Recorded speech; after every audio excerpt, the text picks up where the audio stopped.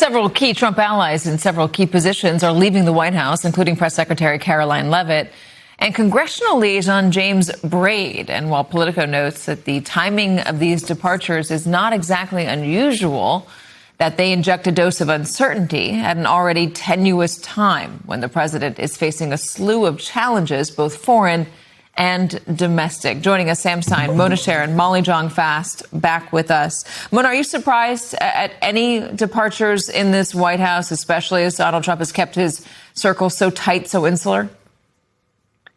Well, I mean, the fact is that this administration does seem to be able to find a lot of fact-agnostic lickspittles that are willing to come in and work for Trump. The post that Caroline Leavitt has abandoned, there are a lot of eager beavers ready to, go up and lie for him. So, but look, there is something to the fact that this administration is circling the drain. And so people who are thinking about a career in the private sector, it looks a lot more appealing right now than it did 9 months ago, before this awful war took the toll that it has. And so, the Scott Jennings of the world are still going to want to go in and serve. But I do think it's getting harder to entice people to join a sinking ship, honestly. Lick spittles and eager beavers. You really got me on that, by the way. I really enjoyed lick spittles in particular. Mona, thank you. My pleasure. Is she right about that? Molly, is it no longer desirable to be so close to the seat of power? Well, here's what I would say. We are coming off a 2-week Natalie Harp news cycle. And if you think about what this administration looked like in the early days, you could not get a story out of it, right? I mean, they were, and when they were, when you would call them for comment, it's the greatest president ever. No one was leaking. It was just like, it was very, very, very tight ship. Now, all of a sudden, we're seeing pictures of her running around. We're seeing the letters. We're seeing this. We're seeing that. It just seemed as if there was a lot of Natalie Harp-related content all of a sudden.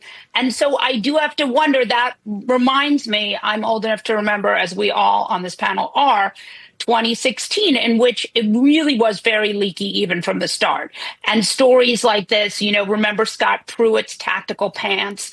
There was a lot of that kind of stuff. And this Natalie Harp story really did strike me as like that. It just kept going and going and going. And so I do think that you really are seeing, that's the kind of, in my mind, that's the sort of evidence that things are not where they used to be, is that they cannot keep their story straight.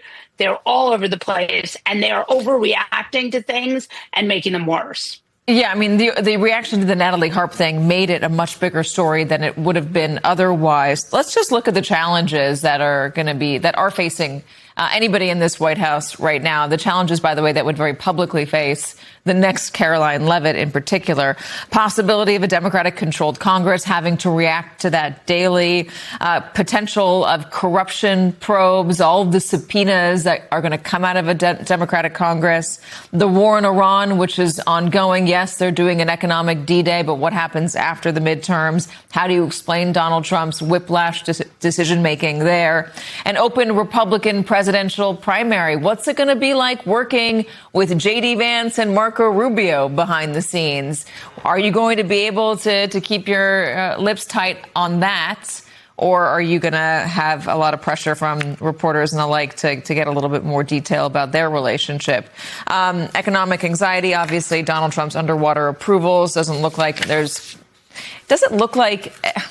is there an example, Sam, of the president's approval rating going up in the last 2 years of his term?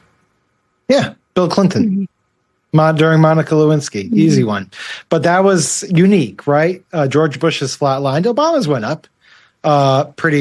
He left pretty good standing in office. Joe Biden's went down pretty bad.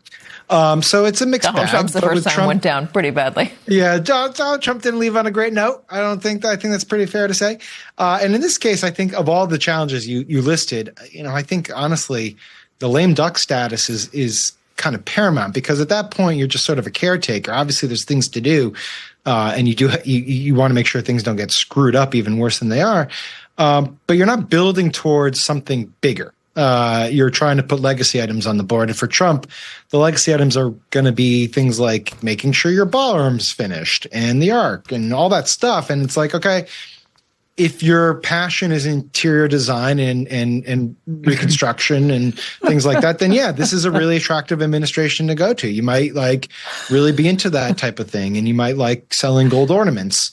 But if you want to build substantial policy, tax policy or things like that, working with a Democratic Congress and having a lame duck presidency is not particularly an attractive option.